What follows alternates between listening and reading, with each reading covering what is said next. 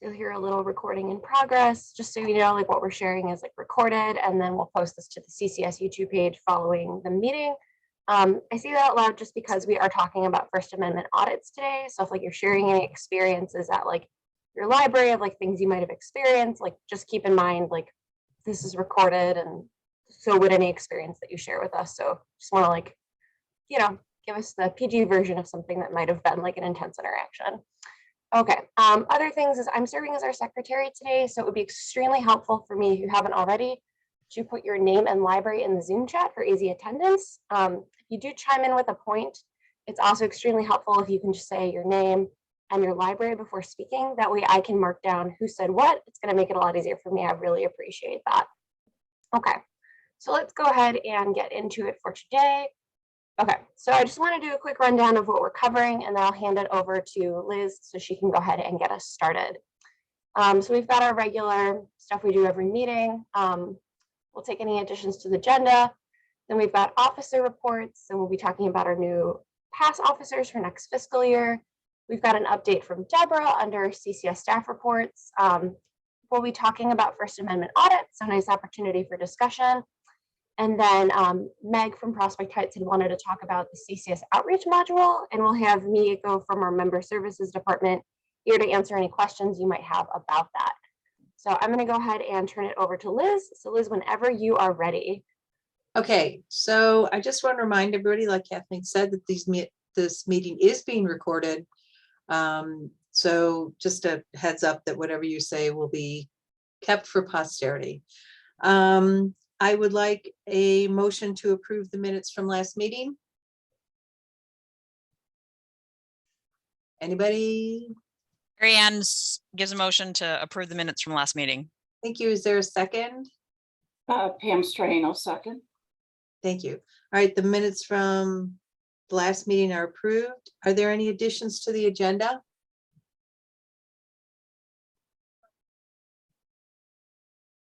No? Okay, just a heads up that PASS is still looking for a secretary for next year. It doesn't mean you're going to be sucked into this forever and ever, but it's a one-year term. And would somebody please volunteer to do this so Kathleen does not have to do this? Just as a quick interjection, you can also co-secretary. I know Meg and Jason did that last year. So you're 2 meetings instead of 4.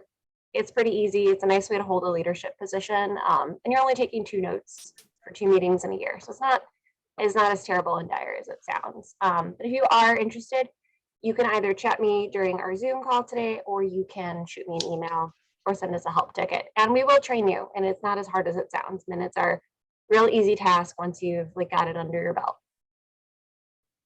Okay. And I'll ditto everything Kathleen just said, because I did that with Jason last year. Not bad at all. Really easy. Consider doing it. Okay. All right. So Liz, I'm sorry I interrupted you. Please go No, ahead. that's okay. I was just going to say the next we have CCS staff reports. Oh, do you want to introduce the new officers? Yeah, that would be great, actually, before we jump into staff reports. Okay. Jason is out on paternity leave or parental leave with his new baby, which is super exciting. So he's not here today. So I'll just tell you who he is, but you've probably seen him at our past meetings. Jason will be our vice chair next year, and he's the adult and teen services manager at the Fox River Valley Public Library. And then Meg will be our chair next year. So Meg, do you want to introduce yourself real quick, just so people see your face? Sure. Hello, everyone. I'm Meg Goldenbesti. I am starting technically in July, but my business cards came already. I will be the assistant head of adult services at the Prospect Heights Public Library. Very excited to be chair next year. I've kind of made my way up through the ranks, was secretary the previous year, and then this current year ending today, I was vice chair, and now I'm chair. So looking forward to working with all of you. I really think this is an important group for our consortium, and I think we get a lot of good discussions here. So I'm excited. Yay, very exciting. And then Liz will be stepping down as our chair. So just big thank you to Liz for hosting and working all of our meetings in the last years we've gone virtual. You've been outstanding and always done a good job of bringing interesting topics. Thanks, Kathleen. Okay, So let's move on to CCS staff reports. One of them is very lighthearted and fun, and then the other is a little more serious. So I'm actually going to be going on my own maternity leave later this summer. So just as a heads up, Deborah Wishmeyer, who I'm sure you're all very familiar with, our member services manager, she'll be serving as your temporary CCS liaison from August to October, and then I'll be back from leave in November. So she'll be covering one of those meetings, our September meeting this coming year. And then Deborah is also here today to talk to us a little bit about the CCS resource sharing policy. So Deborah, whenever you're ready, if you want to unmute yourself, I can go ahead and stop my screen share. All right, I'm ready. Perfect. I'm stopping that share. Take it over whenever you are ready to go. All right, so today I wanted to just briefly touch on the new resource sharing policy that was approved by governing board in April. I'm sure many of you have already heard about this from your team at your library and or in CCS News. So the policy, which has now been a couple of years in the making, establishes just some really basic guidelines for hold settings and sharing of materials across the consortia. So CCS always gets a lot of questions, especially from our new libraries about, what are our rules for sharing stuff between libraries? Like, what do I have to send? What can I keep for just my patrons? And the answer has always been, we don't have a policy because everyone has always done a really great job sharing all of the things with each other. But we started looking at whether we should have a policy or not a couple of years ago in response to some feedback that we received from your patrons during user testing that we conducted in 2019. 2019 feels a really long time ago now. So as you can see, this has been a multi-year process to get this policy written and approved. So anyway, back in 2019, Kathleen conducted a couple rounds of patron usability testing in PowerPack. And during those sessions, your patrons shared unprompted that they were often really confused about holds. Like, what stuff can they get? Why are they being blocked from putting holds on certain items? When they place a hold, whose stuff can get sent to fill their hold? So we began working with database management again back in 2020, end of 2019, to investigate whether or not we should standardize some of our hold settings to help minimize the barriers that patrons experience when they're placing holds in the catalog. We worked on this policy for a couple of years. It was approved by governing board in April. And the key way the policy achieves sort of simplifying the holds process is that we will now require that most of your new materials become holdable to any patron within 90 days, so 3 months. Under the policy, a library can absolutely limit your new stuff to filling holds for just your patrons, again, for up to 90 days, at which point then those items will become eligible to fill a hold for any patron in the system. So we're going to achieve this by using a hold setting in the item record. It's called the days past first available days. Essentially, that automates this process so that it happens with no staff intervention. The policy does allow you to continue to have hot and other special collections that are limited either temporarily or permanently to just your patrons. Examples are like your Library of Things collections. Like, you don't have to send a telescope in intra-CCS lending to another library. You can continue to keep those items just for your patrons. And you can also, again, temporarily restrict things like your summer reading collections to just your patrons. We worked with database management on this policy, and the ability to limit certain collections to just your patrons was really important to members of that group. So we wanted to make sure that you still all have the agency to keep those really in-demand, high-value things just for your patrons. So the full policy can be found on our website. It is on page 42 of the governing board policies. I'm going to put a link to that in the chat in case you want to read the full text. And we also added a very basic FAQ page to the website that I will also pop a link to in the chat when I'm done. So the goal with the policy, we hope to get it all rolled out by July 1. I've been working with staff from each library to look at your existing policies and practices and identify where we might need to make some changes to comply with the policy. I will say the majority of libraries are already following the guidelines set in the policy. So you may not actually see any changes at all from this new policy being put into place. Again, we intentionally crafted a policy that was in line with what everyone's doing. We're just sort of like codifying what's already happening in CCS. So if you have specific questions about how the policy might impact your library's practices, please reach out to me directly and or pop the questions into a ticket so we can walk through them together. For today, though, does anyone have any questions about the policy and how it might impact what you're all doing? I'm going to put that link to the FAQ in the chat here. This is Nancy Weber, Crystal Lake. I do have a question regarding things like STEM kits that have multiple parts that currently we allow other patrons to check out if they come to our library. But we are not sending them on the van, partially because we can't guarantee, like if we sent them, we know all the parts are there, but when they come back, there's a lot of entities handling it in between. So how would we handle something like that without limiting it to just our patrons? Right. So in the policy, we do have a section that talks about limiting by pickup location.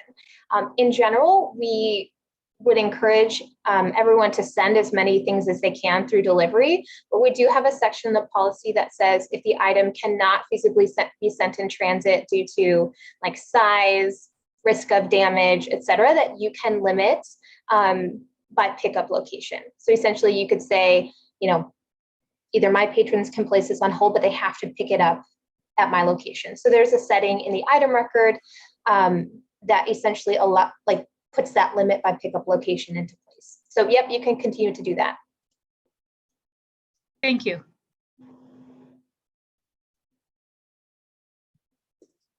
Any other questions?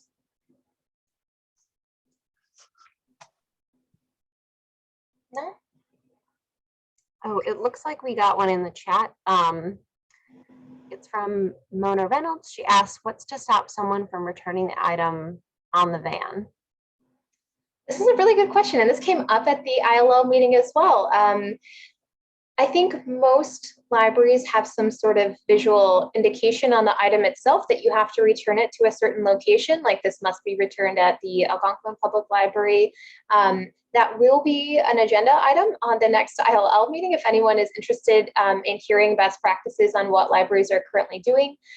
Essentially, we can't stop patrons from bringing an item to another library to return, though I think some libraries have some good best practices in place for how to manage that if it does happen. So I don't know if anyone has anything that they want to share here, or if you were like, hey, I want to go to that ILL meeting and we'll talk about it with the Circ Squad.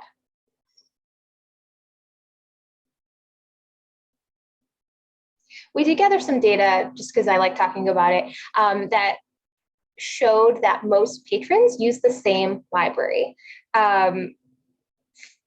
Like it's a large percentage of patrons, again, only visit a single library and don't back and forth between multiple locations, which I thought was really interesting. So I don't know how often this is happening, but yes, we will be talking about it with the CERC group and just some best practices to prevent. Okay, I don't have any other questions coming in on the chat. It's less chance to ask a question here. Otherwise, if you want to submit a ticket, like Deborah said, about any specific circumstances at your library or any questions about the data, you can see the FAQ she linked, but you can always send us a message at help@ccslib.org. We're happy to answer any questions about the policy and how it works, or help you configure things at your local library. But otherwise, I think we're ready to move on to the next point. Thank you, Deborah. I appreciate that. All right, let me get my screen sharing again, and then we will go ahead and talk old business.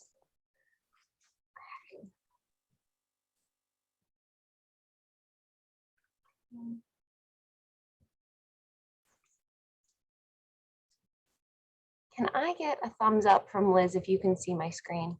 Okay. Okay, perfect. All right, so last time around, Liz had mentioned the First Amendment audits and wanting to talk a little bit more about those. Liz, I know this was your agenda topic. Is it okay if I share a little bit about what First Amendments are? Yeah, oh, be my guest. I just wanted to know what everybody else knew about these things. Okay, I just wanted to give a little bit of a primer about what they are. I think most of us have probably like heard of them or like seen them happen, but I think it would be nice to see what they sort of look like in action, and like what the light and heavy versions of them look like before we talk about it. Okay. So first thing, First Amendment audits, I just pulled this from Wikipedia, but essentially it's what's considered a social movement involving photographing or filming in the library. You sort of run into that idea of like, is my library a limited public forum, or can people just, photograph and take video as they need to? But typically the activists are testing their constitutional right and trying to promote free and open government. Here's an idea of kind of what those look like. This was at my mom's local library in Nashville, Tennessee before she moved in the last year, but it gives you an idea of like what they typically look like. So I just screen grabbed these from the YouTube videos. This person does First Amendment audits at like various public places. But the thing that makes these public audits a little bit tricky is that people will just come in, they'll have a camera and put it right in a staff member's face. And it's kind of jarring to have that interaction. So they might ask, like, do you have a policy on hand that I can look at? A lot of times, they're saying again and again, like, it's my First Amendment protected activity. So it's just a matter of like, how do you have a conversation with that patron? And how can you take that interaction from something that might be really, potentially full of conflict and like make it something that runs alongside a library policy. So these are the questions that we had for the group, or that Liz had for the group. So first was, has your library experienced a First Amendment audit? And do you want to share what that experience was like? So other people might know what to expect, good or bad. And then, does your library have any procedures or guidelines in place for dealing with First Amendment audits? So just kind of an open discussion about any experiences you've had. And then, have you had any procedures, guidelines, or trainings at your library when dealing with these First Amendment audits? And I'll stop my share. That way we can kind of see each other's faces, because I'd like this to be more of a discussion and less of us staring at a PowerPoint. So when anyone wants to share, please feel free to just unmute yourself and jump in, or enter something into the chat. That's fine too. So the reason I was interested in this is because we have not had one here at Glencoe, but I read the American Libraries Magazine article on it, and then made the big mistake of looking at some of the YouTube videos, and it seemed that some of the people who were conducting the audits were getting more and more belligerent, depending on what how the staff members responded. I don't actually know if a library is a limited public forum or not, and I probably should know this, but I know that we at Glencoe have policies in place for video recording in the library, what can be, what areas can be recorded in. We do have a policy that says if you are in the library, it's a public space and you can expect to be recorded. And I think that's pretty standard across libraries, that most libraries would have that. What made me kind of want to take a look into the First Amendment things was, I know in some of the cases they're trying to get into staff areas, and that's not allowed under our policy. I assume it's not allowed under anybody's policy. But I just want to know if anybody has had to deal with one of these things in any way, shape, or form, and what you did about it. How did it go? And if anybody has any type of policy or procedure dealing with them, because we don't. And the way things are going right now, I think that more of us rather than fewer of us will experience one of these, rather than not have to deal with one. So it was just idle curiosity on my part. I just didn't know where everybody else was on it.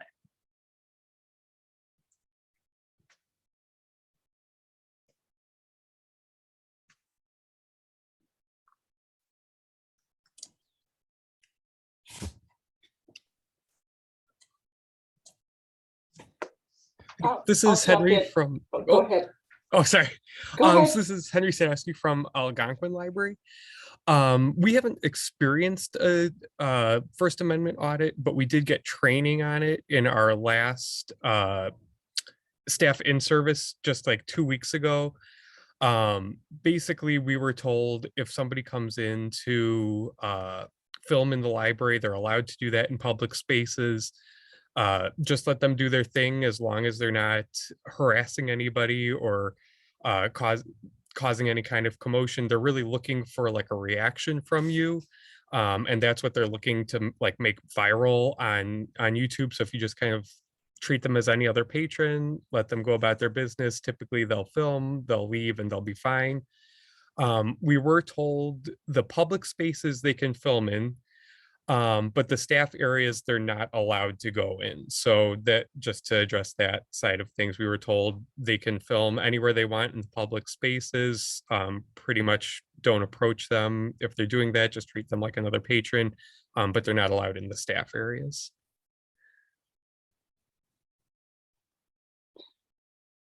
I will say that we haven't experienced it, but similar to what Henry just discussed, we reviewed our policy and talked about ways to handle it, just to have staff aware and up to date on the policies, and at least hope to take the surprise out of the situation if it arises.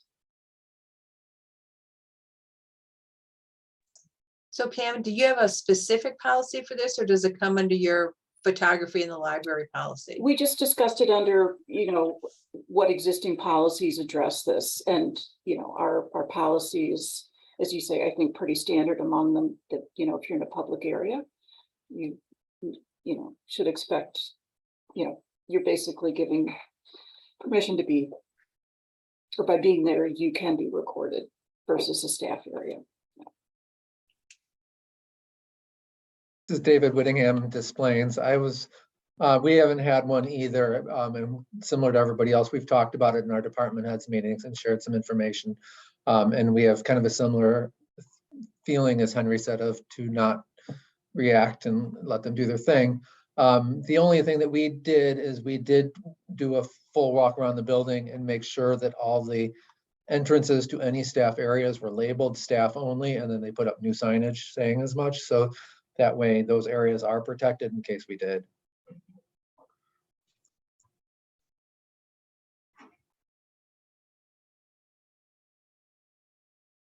We also got a comment in the chat from Emily at Parkridge.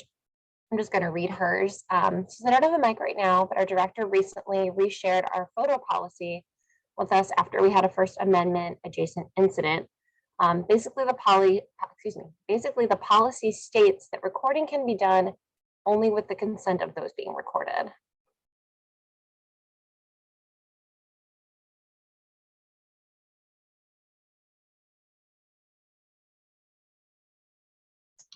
So does that include children's areas? I mean, I haven't looked at our policy recently, so I don't really know, but children's kind of a protected class. So I'm wondering if how far this covers children's.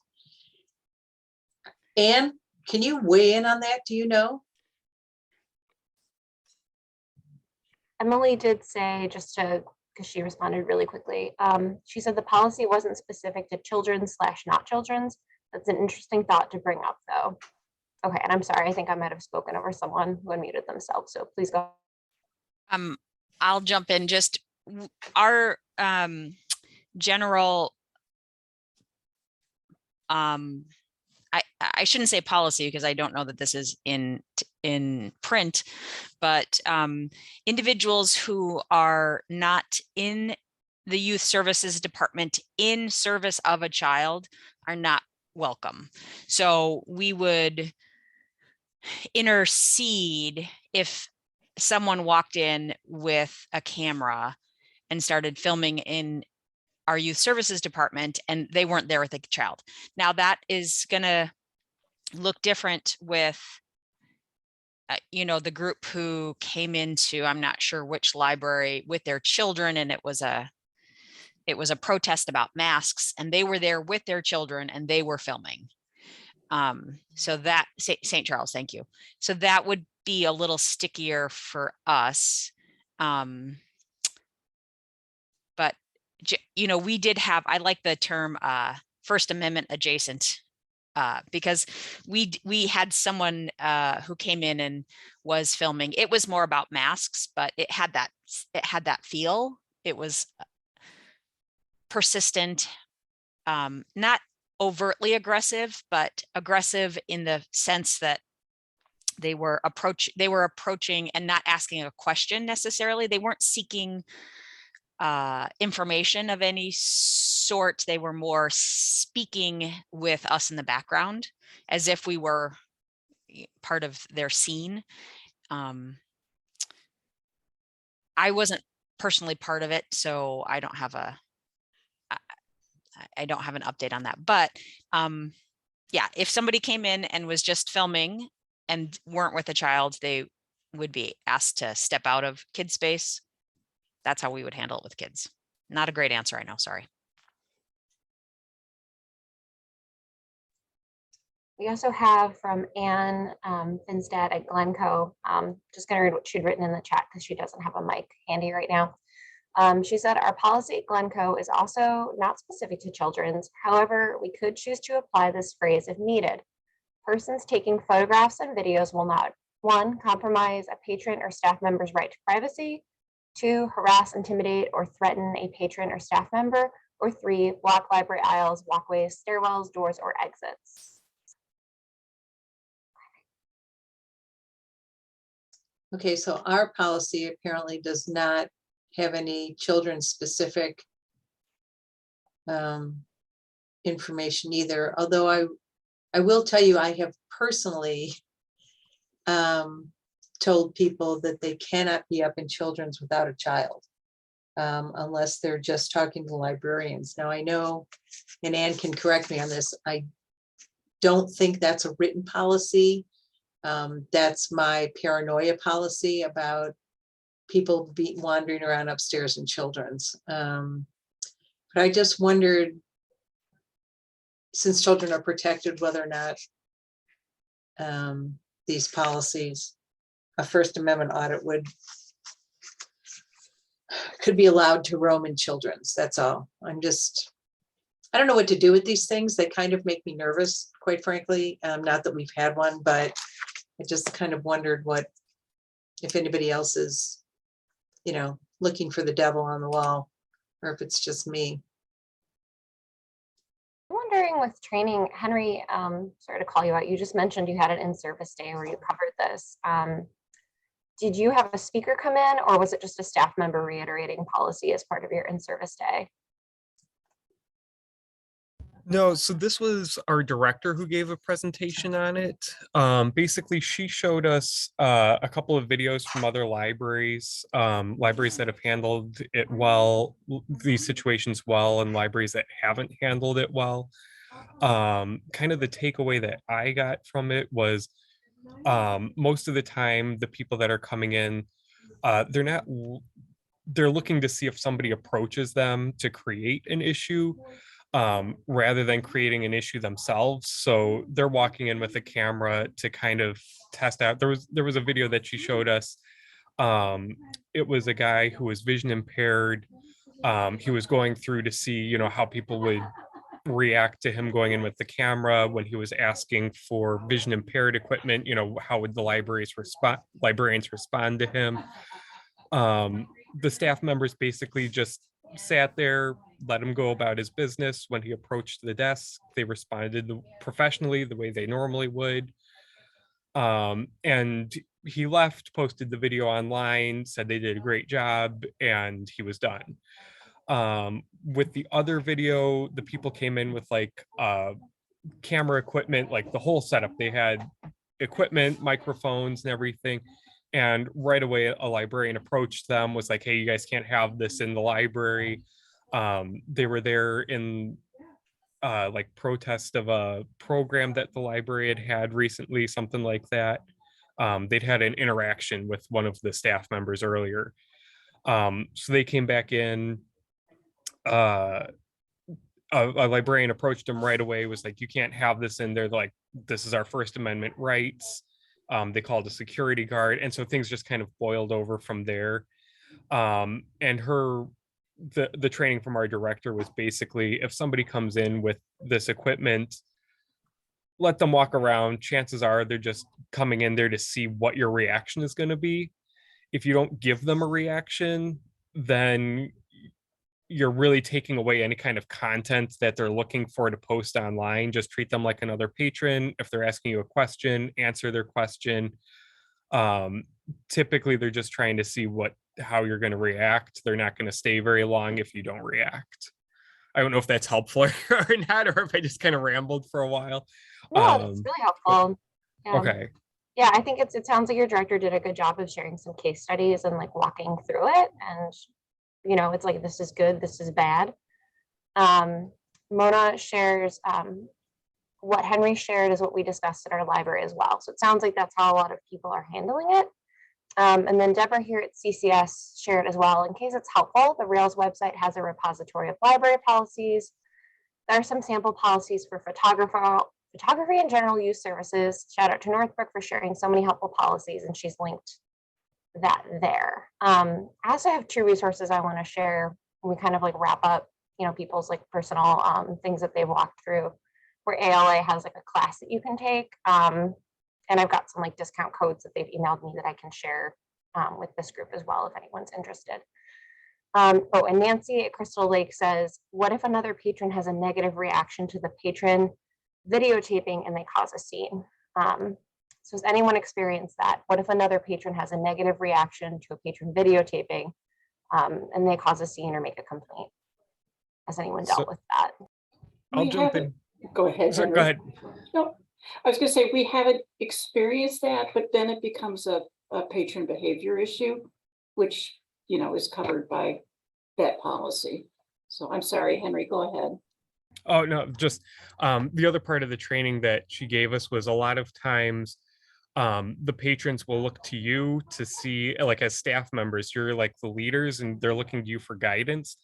So if somebody walks in with a camera and they're walking around, our director's message was kind of, if you're looking concerned and you're making a big deal out of it, the patrons are going to think it's a big deal. Whereas if you're just going about your business, not worrying about it, the patrons are going to look at you, think this is just something normal. And you're less likely to have somebody create an issue. They'll just let this person walk around and leave. So that was kind of the takeaway I got from her presentation. Just let them go, and typically the patrons won't worry about it too much.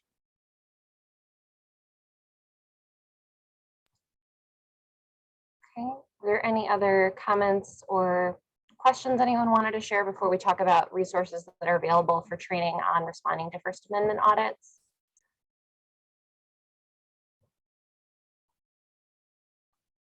Okay, I will go ahead and share my screen. I have a slide that covers 2 things I think would be helpful as like primers for this. Okay, and then Liz, can I just get like a thumbs up if you can see my screen once again? Okay, great. So there are 2 resources from ALA that I just wanted to call out. One of them is like, I think just a really nice primer and read that I personally enjoyed that's got some FAQs. And then another one is training. And I'd emailed their director of training to ask like who can access this and how much it costs, because this course did happen already. So the first one is the Intellectual Freedom blog does have kind of a primer on auditing the First Amendment at your library, and I think it answers some of the questions that we sort of just talked through. So kind of like what to expect and what you can say. And then what I found the most helpful, and Liz, can you see this? I'm just not getting I'm just not getting that like giant box I normally get when I'm sharing. But they had offered a class back in May, so just missed it. And it was First Amendment audits, what your library board and staff need to know. So I had to send to them an email just asking like, excuse me. I had sent them an email just asking, you know, how can this course be accessed? Like we just missed it. It would have been really nice. And it sounds like if you are a member of the Intellectual Freedom Roundtable, you can request a coupon code to actually get on-demand access for free to the course. And I'll share this whole email in the chat. But it does look like that is recorded and is accessible. And if you're not already a member of the Intellectual Freedom Roundtable, if you're an ALA member, if you join the roundtable, it's only $15 for the full year. You can get access to that class recording. And I thought this seemed like a nice resource to like present as a primer. I'll go ahead and just drop this entire thing into the chat. But I thought, going to the source is always a great place to get started. And I think they do a nice job of covering it. And because the course just premiered in May, it should have pretty topical information in it. So again, I've got the course linked in the chat, and then the options for viewing it that were shared with me by Beth at the ALA. So if you're interested, that's there. Okay. All right, let me minimize this guy and get back to our presentation. Okay, so for new business, Meg, did you want to introduce your question about the outreach module? Sure. So this came up at our library because we just hired a new outreach librarian, so yay. And we discovered that within Polaris, within LEAP, there is an outreach module. And so our new staff member, of course, was like, well, let's see what this does.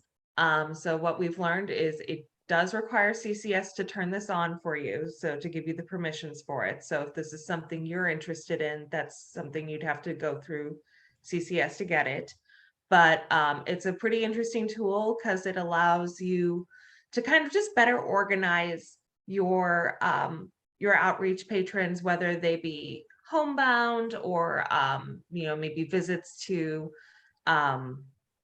assisted living. I don't know if it would work for schools or not, but mostly I was just sort of curious because up until about a month ago, we didn't realize this was on there. And we were curious if any other libraries are currently using it, if this is something as a group that we feel like maybe it's warranted a training or some further information. But yeah, you can use it to kind of really just organize those patrons. You can track their reading preferences. You can track, and you can also like pull a holds list that's just for your homebound patrons then. So if you wanted to like go pull your books, you don't have to then sort it from the big overall pick list. But I don't use it day to day. So I don't know as much about it as our staff member, Amanda, who's here. So I thought I'd kind of toss the mic to her. She's able and willing to talk about it. But otherwise also if anybody else here is using it and what they use it for and how they like it. Hi, Amanda. Hi, everybody. I'm seeing my screen is still saying Morton Grove, but I'm over at Prospect Heights now. So I've been using it. You guys can hear me okay? Okay. So I've been using it just for our outreach for assisted living homes. And it's been really good in that I can, like Meg was saying, I can pull a pick list just from there. It's nice too because I can, I have a whole list of everybody that's in the outreach program, and I can divide them by route, so I've essentially divided them by the different assisted living homes they're in. You can divide it by days of the week, delivery methods, stuff like that. And I know that CCS had a training video on it, I believe. And it's definitely worth watching and checking out. I think we need to explore it even more. We've really just been using it for about, what is it, Meg, like a month or something. But I've been kind of enjoying it, I guess. I don't know what else to say about it. Oh, that's great. Yeah, and then I just wanted to kind of see if anyone else in the group is already using it at their library, if they like it, if they have any fun tips and tricks to share. Maybe this is old news to all of you. We don't know.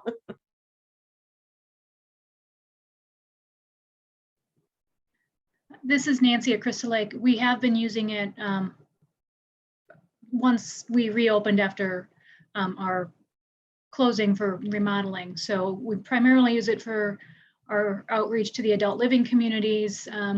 think we are using it to some extent with our homebound patrons, but I'm not the one involved with it, so I'm not sure how much we're doing. I know Circulation does use it for doing the individual pick lists and creating those routes. But I know they've been using it for several months now. And I think they appreciate the ability. I don't know that they've figured out all of the ins and outs of it yet.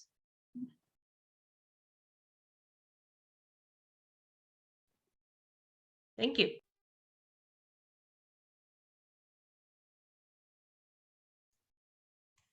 We did have a request in the chat from David at Displays asking, can someone share a link to the training video in the chat? And then I see Miyako just shared that as well. I will also say, I will share my screen to show you all this, but on our new website, the way that we've organized training makes it really easy to find the training that you're looking for. So if you wanted to see everything we had related to outreach, you could find it all on one screen.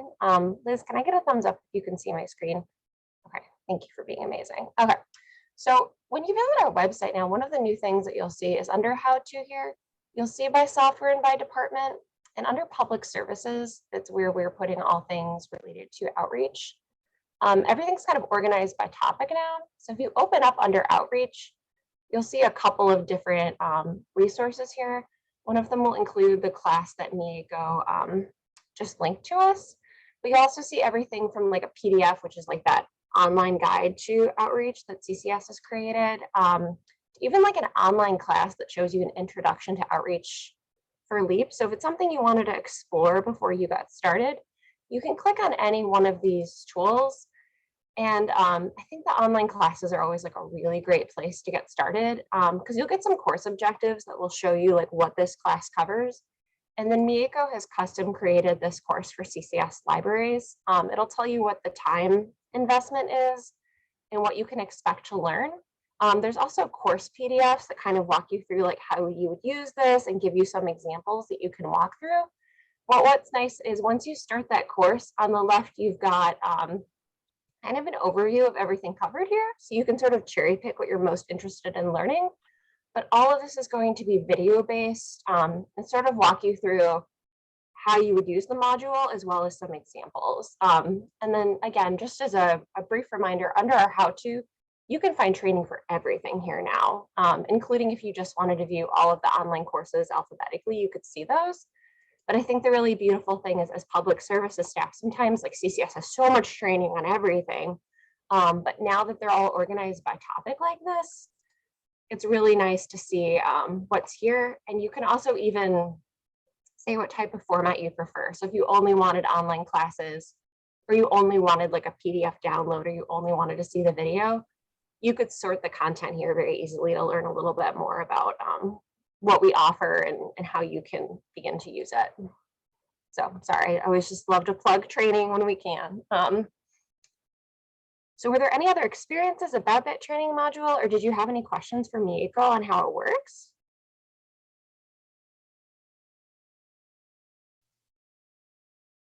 I will also say too, if your library is just kind of interested in like dipping your toes in and seeing what it's like, we can absolutely get things set up on our training database.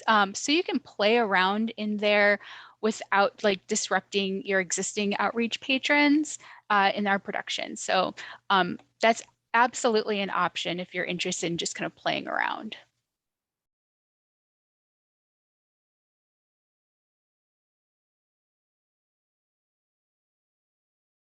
Great. Definitely good. And as I said, like it was new to us. And so I just kind of thought this might be a good group to point out that this resource is there if your library is not already using it, especially as I think a lot of us are moving into not post-COVID, but moving forward with COVID in mind. But we're getting back into the community and doing things like that. And so I thought that would be something worthwhile with this group and to take back to your libraries and share if you didn't know it was already there. So thank you. Okay.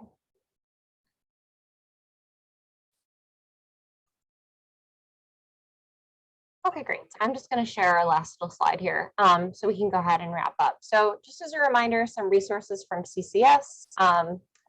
I've got the I've got the online course page linked here, where you can find the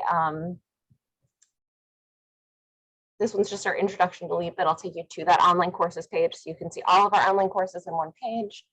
And then the guide to outreach services in LEAP, should you want to just kind of get an overview of what's covered in this. But as Miko mentioned, you can always get us at help@ccslib.org if you wanted to see what this looks like for your library on the training server without disrupting your regular services. And I'll go ahead and hand it over to Liz for adjournment, unless anybody has any questions about what we've talked about today.